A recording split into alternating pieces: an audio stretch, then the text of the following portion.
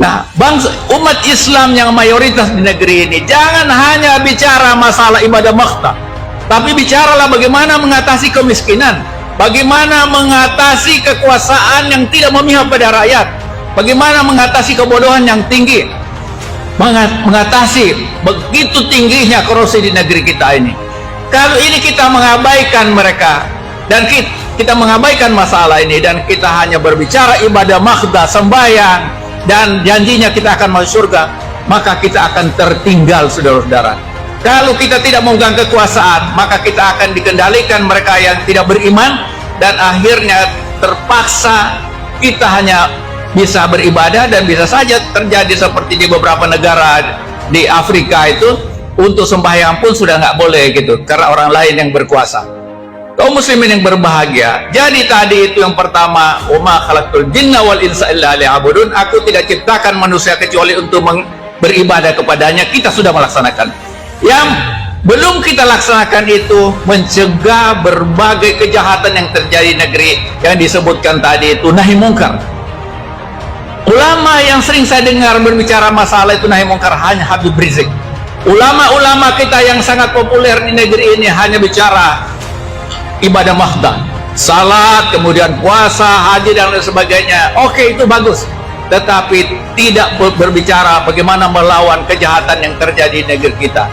Kemudian juga yang hampir tidak ada membicarakan itu, apa tujuan kita hidup di dunia ini?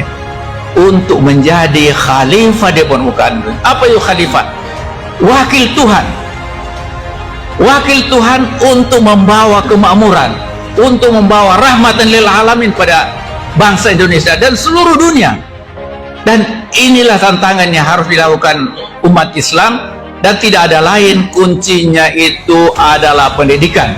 Masjid kita harus kita dorong supaya bekerja sama, berkolaborasi untuk membangun kualitas sumber daya manusia masyarakat bawah.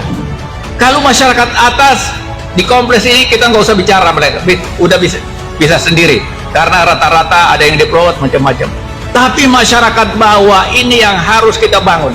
Innama tunsaruna wa tudafuna, innama tunsaruna wa turzaquna bi du'afaikum. Itu kata Nabi.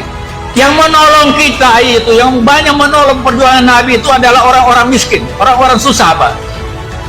Dan bangsa Indonesia ini harus kita gerakan mereka untuk melawan ketidakadilan, tetapi jangan dengan kekerasan. Juga untuk memegang kekuasaan. Jangan sampai kekuasaan di DKI yang sebentar lagi November akan pemilu diambil orang lain yang tidak peduli pada Islam, tidak peduli orang-orang miskin. Karena sesungguhnya ini perjuangan yang sangat berat yang kita harus lakukan umat Islam. Sekali lagi, tujuan Allah menciptakan kita dua. Satu, untuk beribadah kepadanya, kita sudah laksanakan.